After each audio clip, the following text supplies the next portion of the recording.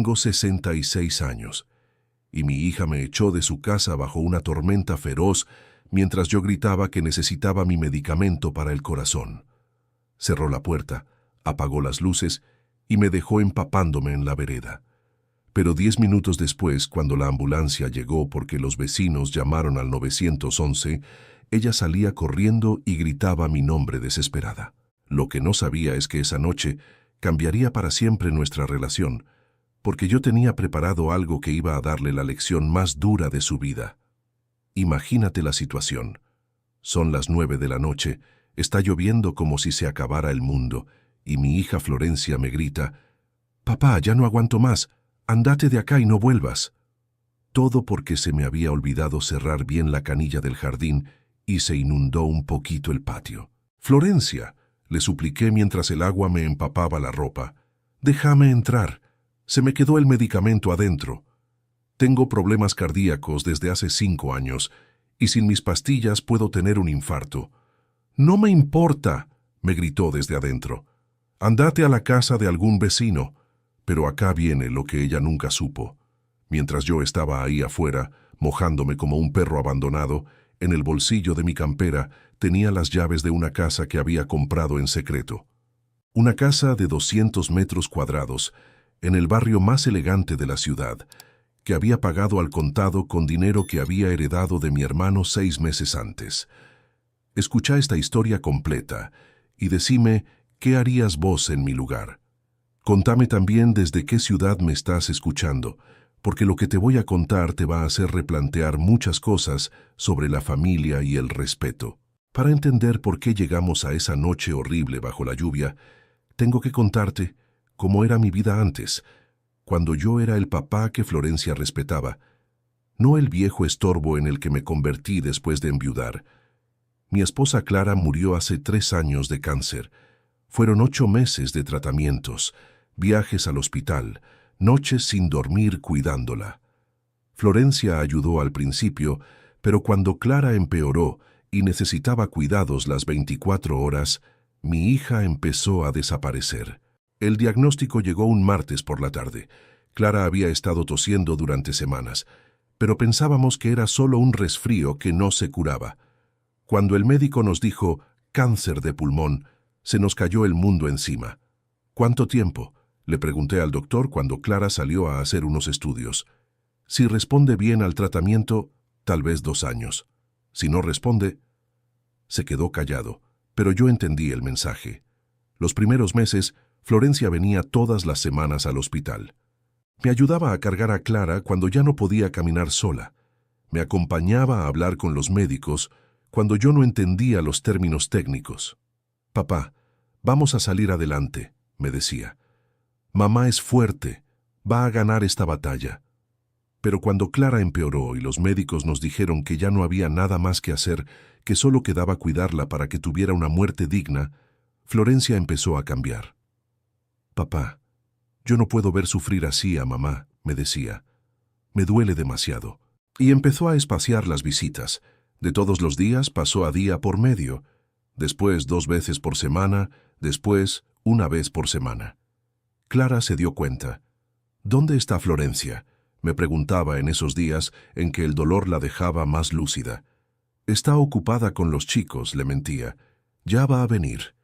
Pero Clara no era tonta. Entendía que su hija la estaba abandonando en el momento más difícil. Los últimos 2 meses fueron terribles. Clara ya no se podía levantar de la cama. Necesitaba ayuda para todo.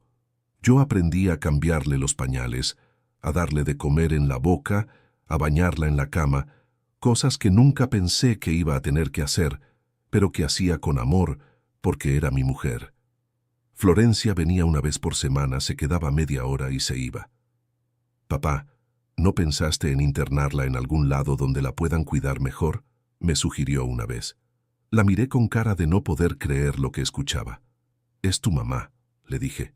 «La mujer que te crió, que te cuidó cuando eras chica, y vos querés que la mande a morir sola a un hospital». «No es eso, papá», se justificó. «Es que vos ya estás grande, este cuidado te va a enfermar a vos también». Pero yo no iba a abandonar a Clara. La cuidé hasta el último día, hasta el último minuto. La noche que murió, yo estaba ahí sosteniéndole la mano, diciéndole que la amaba. Florencia llegó 3 horas después del funeral, porque no pudo salir antes del trabajo. Cuando Clara murió, yo me quedé destrozado.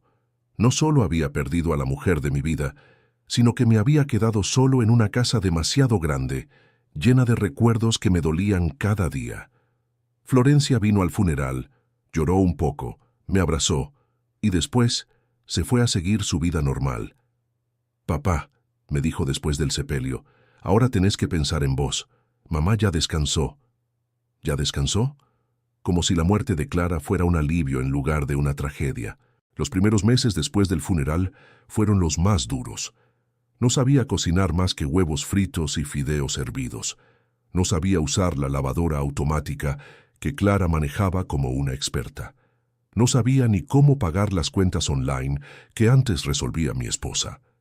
Clara había sido el centro de la casa durante 40 años. Ella organizaba todo, sabía dónde estaba cada cosa, recordaba las fechas importantes, mantenía la casa funcionando. Sin ella, yo me sentía como un náufrago en mi propia casa. La cama matrimonial se había vuelto un desierto. Durante 40 años había dormido con Clara al lado, escuchando su respiración, sintiendo su calor. Ahora me despertaba en el medio de la noche buscándola y encontraba solo frío y vacío. La cocina era otro problema. Clara cocinaba rico, variado, sabía mis gustos. Yo abría la heladera y no sabía qué hacer con los ingredientes que encontraba. Terminaba comiendo siempre lo mismo: pan, queso, algún fiambre, huevos cuando me animaba a prenderle la hornalla. Los domingos eran los peores. Antes, Clara y yo teníamos una rutina. Desayunábamos tranquilos leyendo el diario. Después, yo trabajaba un poco en el jardín mientras ella preparaba el almuerzo. Por la tarde venía Florencia con los chicos. Ahora los domingos eran días infinitos de silencio y soledad. Florencia venía una vez por semana, los domingos, a ver cómo estaba. Pero no venía a ayudar realmente. Venía a cumplir con la obligación de ver al papá viudo. «¿Estás comiendo bien, papá?», me preguntaba, pero cuando le decía que comía solo pan con mortadela, porque no sabía hacer otra cosa, se reía como si fuera gracioso. «Papá, tenés que aprender a valerte por vos mismo», me decía. «Yo no puedo venir acá todos los días a cuidarte como si fueras un nene». 1 año después de que muriera Clara, empecé a tener problemas para manejar la casa solo. Se me rompía un caño y no sabía a quién llamar. Se me cortaba la luz y no entendía dónde estaba el tablero. Cosas que antes resolvía Clara con una llamada telefónica, para mí se habían vuelto montañas imposibles de escalar. Le pedí ayuda a Florencia. «Hija, ¿podrías ayudarme a encontrar un plomero? Se me rompió la ducha y no sé cómo arreglarla». Su respuesta me dolió más que el problema en sí. «Ay, papá, busca en Internet. Todo se encuentra en Internet». Internet. Yo apenas sabía encender una computadora, y ella me decía que buscara en Internet como si fuera lo más fácil del mundo. Las visitas de Florencia se fueron espaciando. De una vez por semana, pasaron a una vez cada 2 semanas, después una vez por mes. Y cuando venía era por media hora, apurada, siempre con alguna excusa para irse rápido. «Papá, tengo que llevar a Sebastián al fútbol», me decía. Sebastián es mi nieto de 12 años, un chico que antes venía corriendo a abrazarme y ahora me saludaba desde el auto sin bajar. «Papá, Carmela tiene un cumpleaños», seguía. «Carmela es mi nieta de 10 años, que antes me dibujaba corazones y ahora ni me miraba cuando llegaba. Un día me caí en el baño, me resbalé saliendo de la ducha, me golpeé la cadera contra el piso y no me podía levantar. Estuve tirado ahí durante 2 horas hasta que pude arrastrarme al teléfono para llamar a Florencia. «Papá, ¿qué pasó?», me preguntó cuando le conté. «Me caí en el baño y me duele mucho la cadera. ¿Podrías venir a ayudarme?». Su respuesta me heló el alma. «Papá, estoy en el trabajo. ¿No podés llamar a una ambulancia?». Una ambulancia. Su papá se había caído, podía haberse roto algo serio, y ella me sugería que llamara a una ambulancia en lugar de venir ella misma. Después de ese episodio, Florencia empezó a insistir con una idea que me aterraba. «Papá, no podés seguir viviendo solo. Tenés que venir a vivir conmigo. Al principio pensé que era una buena idea. Iba a estar con mi familia, iba a ver crecer a mis nietos, iba a tener compañía. Está bien, hija, le dije. Si me querés en tu casa, yo encantado de ir. Pero cuando llegué a su casa con mis pocas cosas, me di cuenta de que había cometido un error terrible. Florencia no me había invitado a vivir con ella porque me quería cerca. Me había invitado porque era más fácil controlarme si yo estaba bajo su techo. Papá, acá tenés tu cuarto, me dijo mostrándome un cuartito pequeño al fondo de la casa, lejos del living, lejos de la cocina, lejos de donde transcurría la vida familiar. Era como una habitación de servicio, no como el cuarto del abuelo querido. Las reglas empezaron desde el primer día. Papá, no pongas la televisión muy fuerte porque los chicos tienen que estudiar. Papá, no uses la cocina cuando yo estoy cocinando porque me estorbás. Papá, no salgas al jardín descalzo porque vas a traer barro adentro. Regla tras regla, límite tras límite, yo me fui convirtiendo en un huésped indeseado en la casa de mi propia hija. Peor aún, en un huésped al que había que tolerar porque era familia. La primera semana me di cuenta de que había cometido un error terrible. El cuartito que me habían dado como habitación no tenía ventanas grandes, solo un ventanuco pequeño que daba al pasillo interno. Era oscuro, húmedo, frío en invierno y caluroso en verano. Es temporario, papá, me dijo Florencia cuando me quejé de la humedad. Cuando tengamos tiempo vamos a arreglar la ventilación. Pero ese tiempo nunca llegó. Durante 6 meses viví en ese cuarto que parecía más un depósito que una habitación. Los horarios de las comidas eran otro problema. Florencia y su familia cenaban a las 9 de la noche, pero a mí me daban de comer a las 7. Es mejor para tu digestión, papá, me explicaba. A tu edad no conviene comer tarde. Era mentira. La verdad era que no querían que yo participara de las cenas familiares. Comía solo en la cocina, mirando las paredes, escuchando las risas que venían del comedor donde cenaba mi familia. Mis nietos contaban cómo les había ido en el colegio.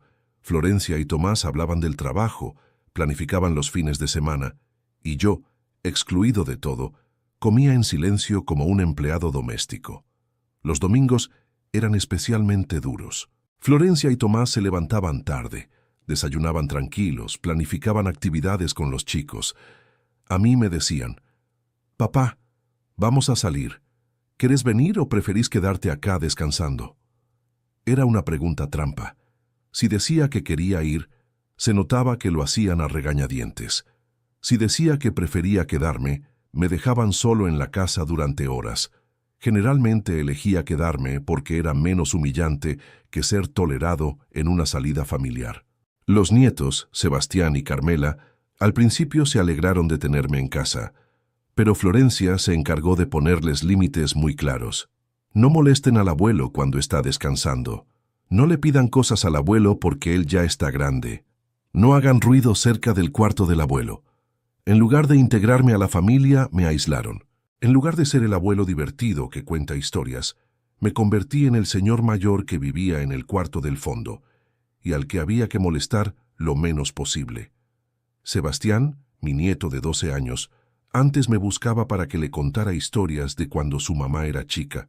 Ahora me saludaba educadamente y seguía de largo. «Hola, abuelo», me decía, pero ya no se quedaba a charlar. Carmela, de 10 años, antes me dibujaba corazones y me decía, «Te amo, abuelo». Ahora me miraba con esa mezcla de lástima y incomodidad que ponen los chicos cuando no saben cómo relacionarse con los adultos mayores. «¿Por qué el abuelo está siempre triste?», le escuché preguntarle una vez a Florencia. «El abuelo no está triste», le respondió mi hija. «Los abuelos son así. Cuando uno es viejo se vuelve más serio». Más serio.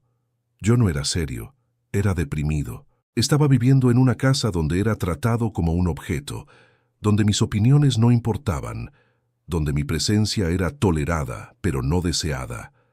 El marido de Florencia, Tomás, me trataba con esa cortesía fría que usan las personas cuando no tienen más remedio que convivir con alguien. «Hola, Manuel, ¿cómo andás?», me saludaba, pero nunca se quedaba a charlar. Nunca me incluyó en una conversación.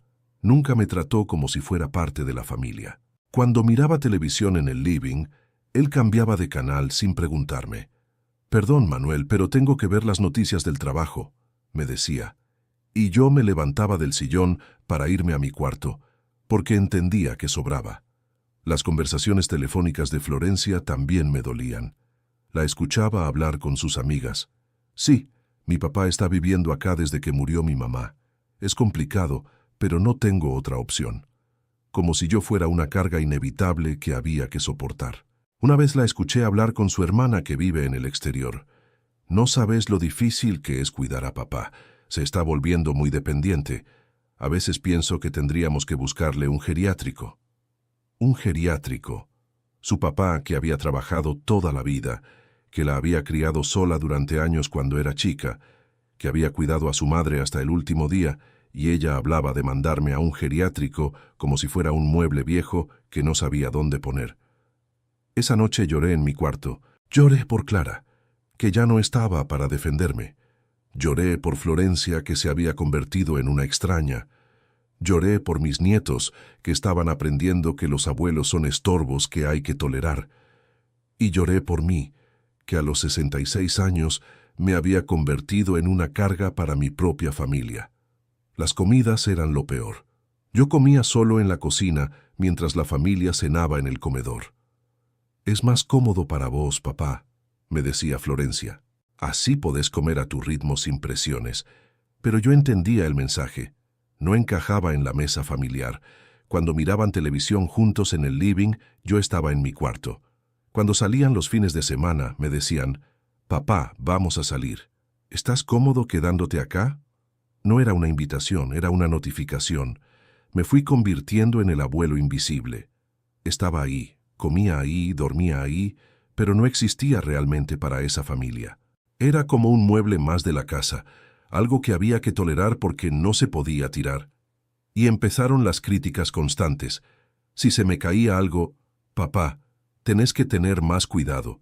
Si me olvidaba de algo: «Papá, estás muy distraído últimamente». Si tardaba mucho en el baño: «Papá, no podés ocupar el baño tanto tiempo cuando todos lo necesitamos». Crítica tras crítica, reto tras reto, yo me fui sintiendo más inútil cada día. A los 66 años, después de haber trabajado toda mi vida, después de haber criado a esa hija sola durante años cuando su madre trabajaba, me habían reducido a un problema que había que administrar. Pero lo que Florencia no sabía es que 6 meses antes de irme a vivir con ella, había recibido una herencia que cambiaría todo. Mi hermano mayor, Osvaldo, había muerto de un infarto a los 70 años. Osvaldo nunca se casó, nunca tuvo hijos y me dejó todo lo que tenía. Cuando el abogado me llamó para la lectura del testamento, pensé que serían algunos muebles viejos o tal vez un pequeño ahorro. Lo que nunca imaginé es que Osvaldo había sido millonario.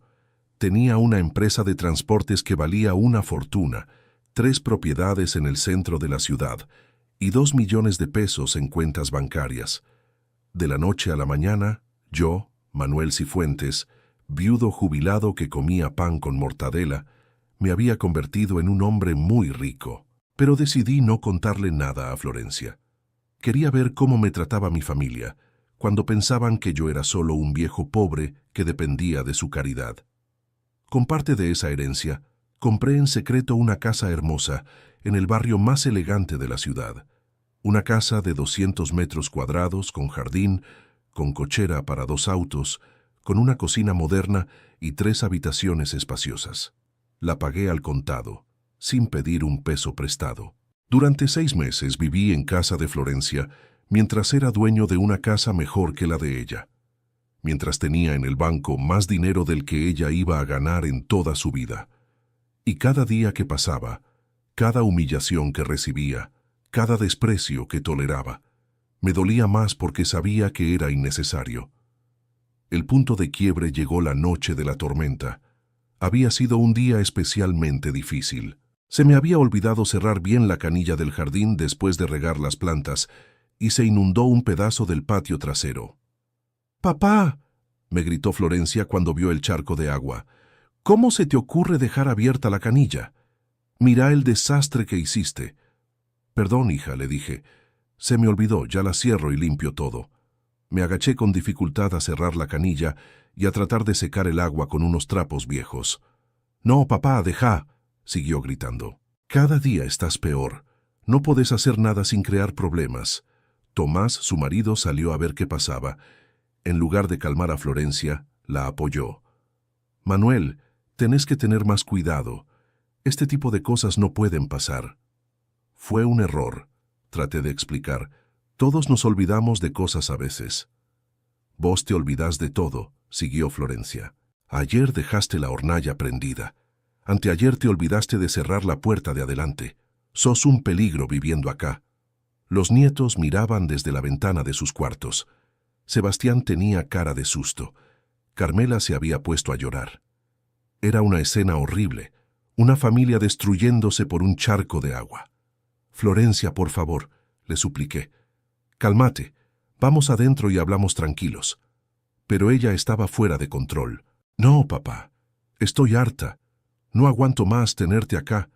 Cada día es un problema nuevo. Y ahí llegó la frase que me destrozó. Andate de acá y no vuelvas. Ya no te quiero más en mi casa. Florencia, le dije mientras empezaba a llover más fuerte, no hables en caliente, mañana lo vemos con más tranquilidad. ¡No!, me gritó empujándome hacia la puerta de entrada. ¡Te vas ahora, ahora mismo! Traté de resistirme, pero Florencia estaba como enloquecida. Me empujó hasta la vereda, me tiró una bolsa con algo de ropa y cerró la puerta con llave. Después apagó la luz del porche y me dejó ahí, solo, bajo una tormenta que cada vez se hacía más intensa. «Florencia», le grité golpeando la puerta. «Déjame entrar, se me quedó la medicación adentro». Pero no me respondía. «Tengo problemas del corazón», seguí gritando. «Necesito mis pastillas». Nada. Silencio total desde adentro de la casa. El agua me empapaba la ropa. El viento me helaba hasta los huesos. Estaba ahí parado como un perro abandonado, a los 66 años, echado por mi propia hija que prefería verme morir de frío antes que tolerar un error insignificante. Pero en el bolsillo de mi campera, protegidas en una bolsita plástica, estaban las llaves de mi casa nueva. La casa que había comprado con la herencia de Osvaldo. La casa que nadie sabía que existía. La casa donde podía vivir con dignidad en lugar de soportar humillaciones. Saqué mi teléfono, que por suerte estaba en el bolsillo interno de la campera y no se había mojado tanto, y llamé un taxi. «Señor», le dije al taxista cuando llegó, «lléveme a la calle Las Heras 3500.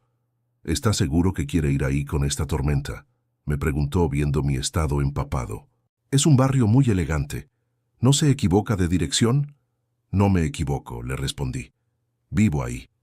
Durante el viaje, que duró 20 minutos por la tormenta, pensé en todo lo que había pasado. En los meses de humillaciones, en las reglas absurdas, en el trato de huésped no deseado, en la falta de respeto de mi propia hija. Cuando llegamos a mi casa nueva, el taxista se quedó sorprendido. «Señor, esta es una casa muy linda. ¿Está seguro que es acá?». «Muy seguro», le dije pagándole con un billete grande. «Gracias por traerme». Abrí la puerta de mi casa, prendí las luces, y por primera vez en meses me sentí en mi hogar. No en una habitación prestada, no en un cuarto de servicio, sino en mi casa, donde nadie me iba a poner reglas absurdas ni me iba a tratar como un estorbo. Mientras tanto, en casa de Florencia, había empezado el drama que yo no sabía que estaba pasando. Doña Raquel, la vecina de enfrente de Florencia, había visto toda la escena desde su ventana. Cuando vio que yo me había ido en el taxi bajo la tormenta, se preocupó. Conocía mis problemas cardíacos porque Clara, mi esposa, se lo había contado años atrás. Media hora después de que yo me fuera, doña Raquel tocó el timbre de lo de Florencia. «Florencia», le dijo cuando le abrió la puerta, «¿dónde está tu papá? Lo vi irse empapado en un taxi». «Se fue a la casa de algún conocido», le respondió Florencia con frialdad. Ya era hora de que aprendiera a valerse por sí mismo.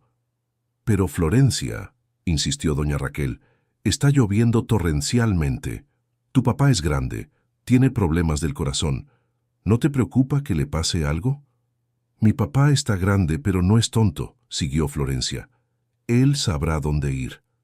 Doña Raquel se fue preocupada, pero no convencida. Conocía a Florencia desde chica. Sabía que a veces tomaba decisiones impulsivas, de las que después se arrepentía. Una hora después, doña Raquel volvió a tocar el timbre. Florencia, llamé a todos los vecinos del barrio preguntando si habían visto a tu papá. Nadie sabe dónde está. Con esta tormenta, a su edad, con sus problemas de salud, ¿no pensás que deberías buscarlo? Ahí Florencia empezó a ponerse nerviosa. ¿Llamaste a todos los vecinos? ¿Por qué hiciste eso? Porque estoy preocupada por don Manuel, le respondió doña Raquel. Y vos también deberías estarlo. Pero Florencia todavía no quería reconocer que había cometido un error. Mi papá va a aparecer mañana cuando se le pase el berrinche, dijo. Otra hora pasó. Eran casi las 12 de la noche cuando doña Raquel volvió por tercera vez, pero esta vez acompañada de don Alberto, el vecino de al lado. Florencia, le dijeron, llevamos 3 horas preguntando por tu papá. Nadie lo vio, nadie sabe dónde está. Llamamos a los hospitales por si había tenido algún problema, pero no está internado en ningún lado. ¿Llamaron a los hospitales?, preguntó Florencia, y por primera vez en toda la noche su voz sonó preocupada. Sí, le respondió don Alberto, y también a la comisaría, por si había aparecido en algún lado. Con esta tormenta, a su edad, cualquier cosa puede pasar. Ahí Florencia empezó a entrar en pánico. Se dio cuenta de que tal vez había exagerado, de que tal vez había puesto en peligro la vida de su papá por un berrinche. ¿Y si le pasó algo?, le preguntó a Tomás. ¿Y si está tirado en algún lado sin poder pedir ayuda? Llamemos a la policía, le dijo su marido. Que lo busquen oficialmente. Pero cuando llamaron a la policía, les dijeron que tenían que esperar 24 horas para hacer una denuncia por desaparición de persona. Señora, le explicó el oficial, su papá es una persona mayor, pero no tiene problemas mentales. Puede haber decidido irse por su cuenta. Si mañana no aparece, ahí podemos activar un protocolo de búsqueda. Florencia no durmió en toda la noche. Se quedó despierta mirando por la ventana, esperando que yo apareciera caminando por la cuadra, empapado pero vivo. Pero yo no aparecía porque estaba en mi casa nueva, durmiendo en una cama cómoda, en una habitación calefaccionada, sintiendo por primera vez en meses que tenía dignidad. A la mañana siguiente, Florencia estaba desesperada. Había recorrido todas las plazas del barrio. Había ido a todos los bancos donde yo solía sentarme. Había preguntado en todos los comercios.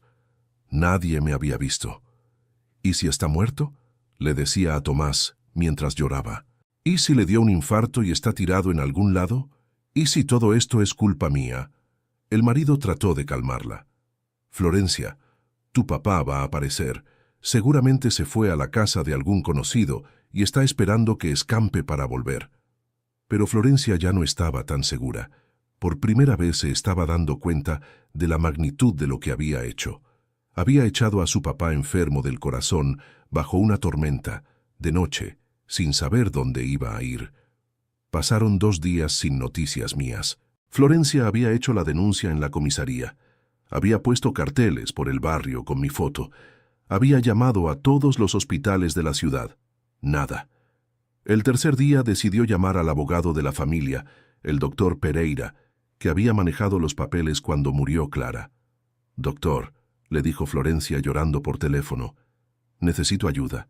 Mi papá desapareció hace 3 días y no sabemos nada de él.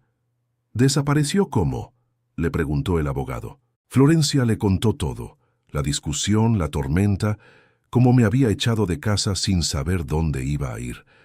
El doctor Pereira la escuchó en silencio. Florencia, le dijo finalmente, ¿vos sabés que tu papá heredó una fortuna de su hermano Osvaldo hace 6 meses? ¿Una fortuna?, preguntó Florencia. ¿De qué habla? Tu papá es millonario, le explicó el abogado. Heredó una empresa de transportes, 3 propiedades y 2 millones de pesos en efectivo. Es uno de los hombres más ricos de la ciudad. Florencia se quedó muda. No podía procesar la información. ¿Y por qué no me contó nada?, preguntó finalmente.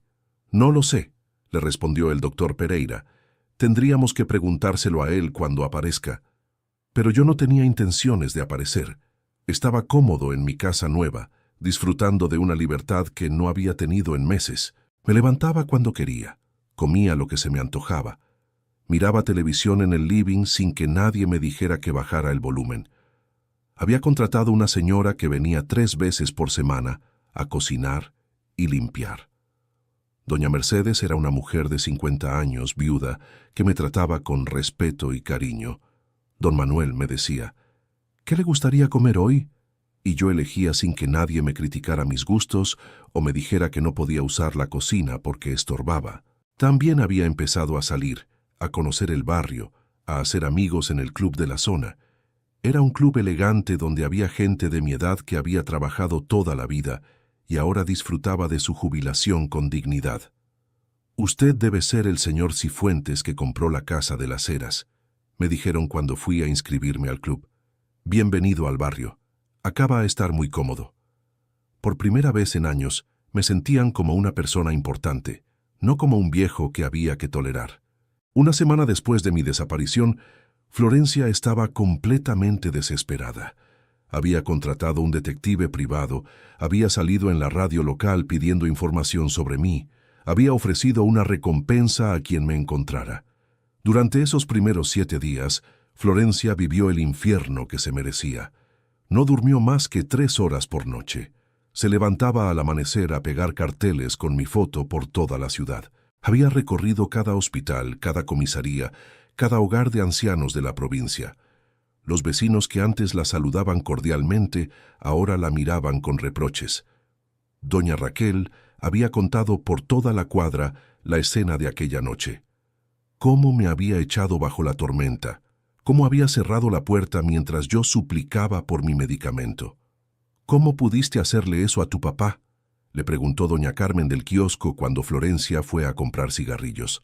Mi hija había empezado a fumar otra vez después de años sin hacerlo por los nervios. «No lo sé», le respondió Florencia llorando. «No sé qué me pasó. Estaba cansada, estresada y exploté. Ahora no me lo perdono». Los nietos también estaban pagando las consecuencias. Sebastián había desarrollado pesadillas. Se despertaba en las madrugadas gritando mi nombre. Carmela lloraba todas las noches preguntando cuándo iba a volver el abuelo. «¿El abuelo se va a morir?», le preguntó Carmela a su mamá la 5ª noche. «Vi en la televisión que cuando llueve mucho, la gente grande se puede enfermar». «No, mi amor», le mentía Florencia abrazándola. «El abuelo va a aparecer. Está en algún lado, seguro». Pero cada día que pasaba ella estaba menos convencida de sus propias palabras. Tomás, su marido, también había empezado a mirarla diferente. «No puedo creer que le hayas hecho eso a tu papá», le decía. «Un hombre de 66 años con problemas del corazón bajo una tormenta. ¿En qué estabas pensando?» «Ya sé que la metí», le gritaba Florencia de vuelta. «¿Pensás que no me arrepiento? ¿Pensás que no me odio por lo que hice?». Las peleas entre ellos se habían vuelto constantes. Tomás se quedaba más horas en el trabajo para evitar estar en casa, donde el ambiente se había vuelto insoportable.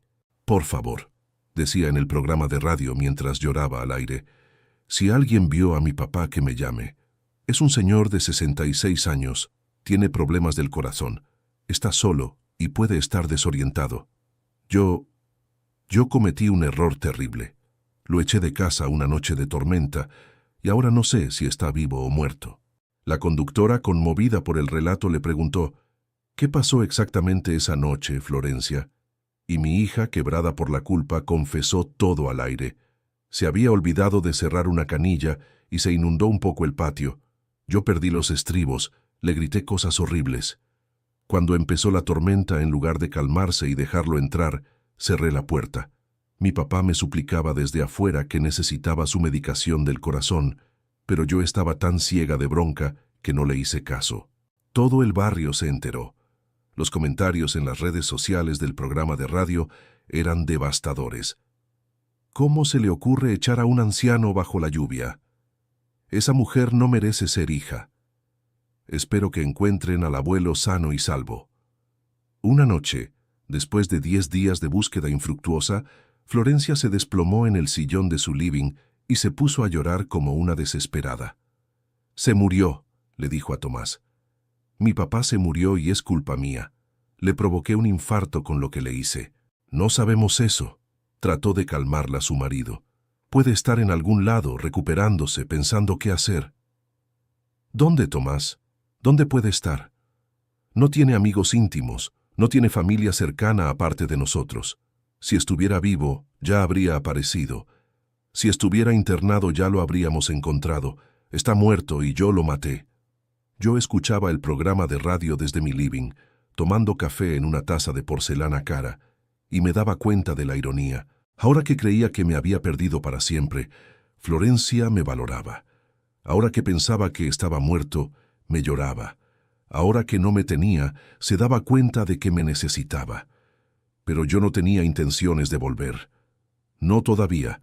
Necesitaba que Florencia entendiera completamente lo que había perdido cuando me echó de su casa como a un perro. 2 semanas después de mi desaparición, decidí que era momento de dar señales de vida. Llamé al doctor Pereira y le pedí que organizara una reunión con Florencia. «Doctor», le dije, «quiero ver a mi hija, pero con condiciones específicas». «¿Qué condiciones, don Manuel?» «Que venga sola, sin el marido, sin los nietos. Que venga a mi casa nueva. Y que entienda que esta conversación va a determinar si volvemos a tener relación o si desaparezco de su vida para siempre». El doctor Pereira llamó a Florencia esa misma tarde. «Florencia, encontré a tu papá. Está vivo, está bien, quiere verte». «Gracias a Dios», gritó Florencia llorando. «¿Dónde está? ¿Puedo ir a buscarlo?» «Está en su casa nueva», le dijo el abogado. «Una casa que compró con la herencia de su hermano. Pero quiere verte bajo ciertas condiciones». Cuando el doctor Pereira le explicó las condiciones, Florencia aceptó inmediatamente. «Lo que él quiera», dijo. «Solo quiero verlo y pedirle perdón». Al día siguiente, Florencia llegó a mi casa nueva en su auto viejo. Cuando tocó el timbre y yo le abrí la puerta, se quedó paralizada. No solo por verme vivo después de 2 semanas de angustia, sino por ver la casa donde estaba viviendo. «Papá», me dijo con los ojos llenos de lágrimas, «¿esta casa es tuya?» «Sí, hija», le respondí. «La compré con la herencia de tu tío Osvaldo. Bienvenida a mi hogar». Florencia entró como en trance, mirando los muebles elegantes, la decoración cara, el jardín perfectamente cuidado. Era una casa 5 veces mejor que la de ella. «Papá», me dijo sentándose en el sofá de cuero del living, «no entiendo nada. Si tenías esta casa, ¿por qué te viniste a vivir conmigo?» «Porque quería estar cerca de mi familia», le respondí. «Porque después de que murió tu mamá, me sentía solo y pensé que ustedes me querían cerca». «Te queríamos cerca», dijo Florencia, pero su voz no sonaba convincente. «¿En serio?», le pregunté. «¿Por eso me pusieron en el cuartito del fondo? ¿Por eso me hicieron comer solo en la cocina? ¿Por eso me trataron como un estorbo durante 6 meses?» Florencia se puso a llorar. «Papá, nos equivocamos. Yo me equivoqué. No sabía cómo manejar la situación. Nunca había vivido con una persona mayor». «Florencia», le dije, «yo no soy una persona mayor. Soy tu papá, el mismo hombre que te crió cuando eras chica, que trabajó toda la vida para darte educación, que cuidó a tu mamá hasta el último día». «Tenés razón», me reconoció entre sollozos. «Te traté mal, te faltaron el respeto, y la noche de la tormenta. Dios mío, papá, pensé que te habías muerto, pensé que te había matado con mi egoísmo. Casi me matás», le dije. «Esa noche me podría haber dado un infarto, me podría haber pasado cualquier cosa, y vos preferiste cerrar la puerta antes que darme refugio». «Perdóname, papá», me suplicó. «No sabía lo que hacía. Estaba enojada, frustrada, cansada, pero no hay excusa para lo que te hice». La escuché durante 1 hora. Me contó del infierno que había vivido durante esas 2 semanas, pensando que me había matado. Me contó cómo había llorado todas las noches, cómo se había arrepentido cada minuto de haberme echado bajo la lluvia. «Papá», me dijo finalmente, «¿hay alguna posibilidad de que me perdones? ¿De que volvamos a ser familia?» «Depende», le respondí. «¿Qué tipo de familia querés que seamos?» «Una familia real», me dijo. Una familia donde vos seas respetado, valorado, querido. Una familia donde seas el abuelo que mis hijos necesitan y el papá que yo perdí cuando me volví egoísta. Florencia, le dije, yo no voy a volver a vivir a tu casa. Esta es mi casa ahora, y acá me quedo. Pero eso no significa que no podamos reconstruir nuestra relación. ¿Qué tendría que pasar para que eso suceda?, me preguntó. Primero, le expliqué, necesito que entiendas que soy una persona adulta que puede tomar sus propias decisiones. No soy un niño al que hay que cuidar ni un estorbo que hay que tolerar. Entendido, asintió. Segundo, quiero una relación real con mis nietos, no visitas protocolarias donde me ven 5 minutos y se van. Quiero que vengan acá, que conozcan a su abuelo, que aprendan de mí. Perfecto, me dijo. Tercero, cuando vengan a visitarme, quiero que sea porque realmente quieren estar conmigo, no porque se sienten obligados. Papá, me dijo Florencia tomándome las manos, durante estas 2 semanas me di cuenta de algo importante. No te necesito porque seas rico o pobre. Te necesito porque sos mi papá, porque sin vos no soy completa como persona. Esas palabras me llegaron profundo. Era lo que había estado esperando escuchar durante años. Está bien, le dije. Vamos a intentarlo de nuevo, pero esta vez con respeto mutuo, con cariño real, con la claridad de que la familia se cuida, no se abandona bajo la lluvia. Hoy, 6 meses después de aquella noche horrible bajo la tormenta, puedo decir que mi relación con Florencia cambió completamente. Viene a visitarme 2 veces por semana, no por obligación, sino porque realmente disfruta estar conmigo. Pero el cambio no fue inmediato. Durante las primeras semanas después de nuestro reencuentro, Florencia todavía estaba procesando todo lo que había pasado, toda la culpa que había cargado durante mi desaparición. Papá, me dijo en una de sus primeras visitas, todas las noches durante esas 2 semanas me despertaba pensando que te había matado. Me imaginaba que habías tenido un infarto bajo la lluvia, que habías muerto solo en alguna calle, llamándome, y que yo nunca me iba a poder perdonar. Era doloroso escucharla, pero necesario. Florencia necesitaba sacar toda esa culpa para poder empezar de nuevo nuestra relación. Durante años pensé que cuidarte era una carga, me confesó. No entendía que tener a mi papá cerca era un privilegio. Veía tus pequeños errores como problemas enormes, en lugar de verlos como señales normales del paso del tiempo. Los nietos, Sebastián y Carmela, ahora pasan todos los sábados en mi casa nueva. Al principio venían tímidos, como si no supieran cómo relacionarse conmigo después de todo lo que había pasado. Abuelo, me preguntó Sebastián la primera vez que vinieron, ¿por qué te fuiste sin despedirte? Era una pregunta difícil de responder para un nene de 12 años. A veces los adultos cometemos errores, le expliqué. Tu mamá cometió el error de echarme bajo la lluvia, y yo cometí el error de irme sin explicar por qué. Pero lo importante es que ahora estamos todos acá, aprendiendo a ser una familia mejor. Sebastián asintió, pero se notaba que estaba procesando todo de a poco. Durante las siguientes visitas, empezó a hacerme más preguntas sobre mi casa nueva, sobre dónde había estado esas 2 semanas, sobre por qué su mamá había llorado tanto. Carmela, más pequeña, simplemente se alegró de tenerme de vuelta. Abuelo, me dijo abrazándome fuerte, prométeme que no te vas a ir más sin avisar.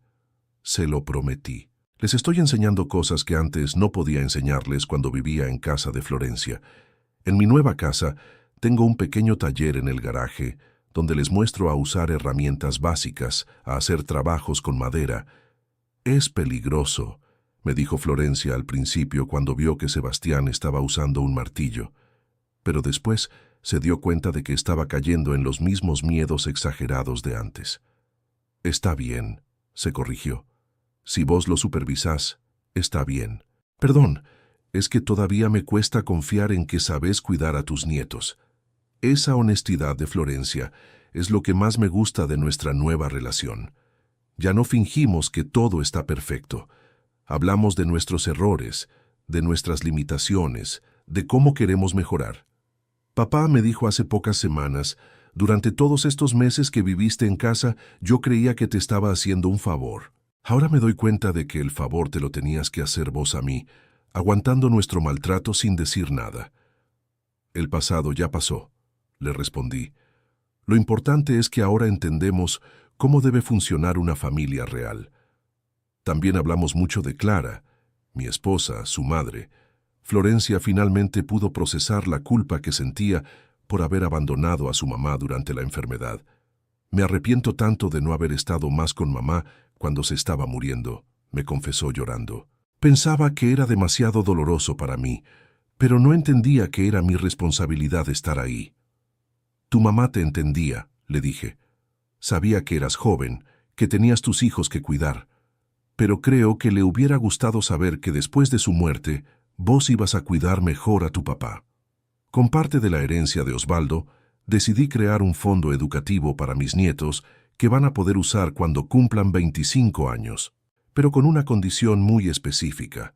Solo van a poder acceder al dinero si durante los 10 años anteriores han visitado a su abuelo regularmente y han demostrado respeto hacia los adultos mayores de sus familias. ¿Por qué esa condición?, me preguntó Florencia cuando se lo expliqué. Porque quiero que aprendan algo que vos tardaste mucho en entender, que los abuelos no somos cargas que hay que tolerar. Somos personas con experiencia, sabiduría y amor para dar, y eso vale más que cualquier herencia monetaria. También doné una parte importante del dinero a un hogar de ancianos que cuida específicamente a personas que fueron abandonadas por sus familias. Gente que, como yo estuve a punto de estar, terminó sola porque sus hijos no entendieron el valor de la familia. Don Manuel, me dijo la directora del hogar cuando hice la donación, usted entiende mejor que nadie lo que es sentirse abandonado por la propia familia. Por eso su ayuda es tan significativa para estos abuelos. Entiendo perfectamente, le respondí, y quiero que otros no pasen por la misma humillación que pasé yo. Clara, mi nueva compañera del club de jubilados del barrio, me dijo algo la semana pasada que me quedó grabado. Manuel, vos le demostraste a tu hija algo muy valioso, que uno puede elegir cómo quiere ser tratado, incluso por la familia, que la dignidad no se negocia por amor. Tiene razón. Esa noche bajo la lluvia, cuando Florencia me cerró la puerta en la cara, yo podría haber vuelto al día siguiente suplicando perdón, aceptando el maltrato, conformándome con ser el abuelo estorbo. En lugar de eso, elegí la dignidad. Elegí demostrar que tenía opciones, que tenía recursos, que no iba a tolerar el desprecio de nadie, ni siquiera de mi propia hija. Y vos que me escuchaste hasta acá, decime, ¿harías lo mismo que hice yo? ¿O pensás que fui muy duro desapareciendo durante 2 semanas? Contame desde qué ciudad me estás escuchando y si alguna vez tuviste que elegir entre la dignidad y la familia. Porque al final lo que aprendí es que la familia verdadera no es la que te tolera por obligación, es la que te respeta por amor, la que te cuida en las buenas y en las malas, la que entiende que envejecer no es una vergüenza, sino un privilegio que no todos tienen. Esa noche bajo la lluvia me pudo haber matado, pero en lugar de matarme, me devolvió la vida, me devolvió la dignidad, me devolvió la certeza de que merezco respeto, independientemente de mi edad,